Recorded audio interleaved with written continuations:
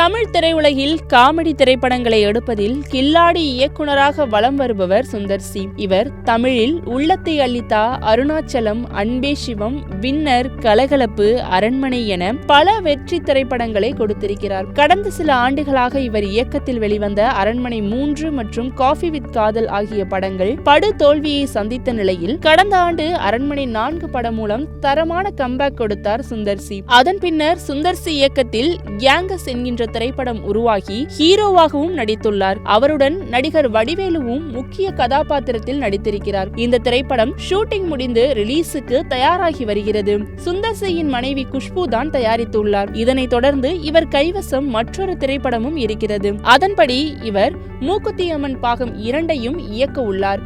இதிலும் நயன்தாரா தான் ஹீரோயினாக நடிக்க உள்ளார். மேலும் கலகலப்பு படத்தின் 3ஆம் பாகத்தை எடுக்கவும் சுந்தர் சி திட்டமிட்டிருக்கிறார். இந்த நிலையில் இயக்குனர் சுந்தர் சி தனக்கு ஒரு நடிகை மீது கிரஷ் இருந்தது பற்றி ஓபனாக பேட்டி ஒன்றில் கூறியிருக்கிறார். அதில் அவர் பேசுகையில், நான் ஒர்க் பண்ணதிலேயே எனக்கு ரொம்ப பிடிச்ச ஹீரோயின் என்றால் அது சௌந்தர்யா தான். ஒருவேளை குஷ்புவை நான் வாழ்க்கையில் சந்திக்காமல் இருந்திருந்தால் கண்டிப்பா சௌந்தர்யாவை ப்ரப்போஸ் பண்ணிருப்பேன். அவங்க ரொம்ப நல்ல கேரக்டர். இப்படி ஒரு நல்ல பெண்ணை பார்ப்பது மிகவும் அரிது. அவருடைய அண்ணன் அவர்களை விட்டு ஒரு செகண்ட் கூட நகர மாட்டார். அதனால்தான் சாகும்போது கூட 2 பேரும் ஒன்னா செத்து போயிட்டாங்க. அவரது இறப்பு ரொம்ப துரதிருஷ்டமான விஷயம் என்று சுந்தர் சி கூறினார்.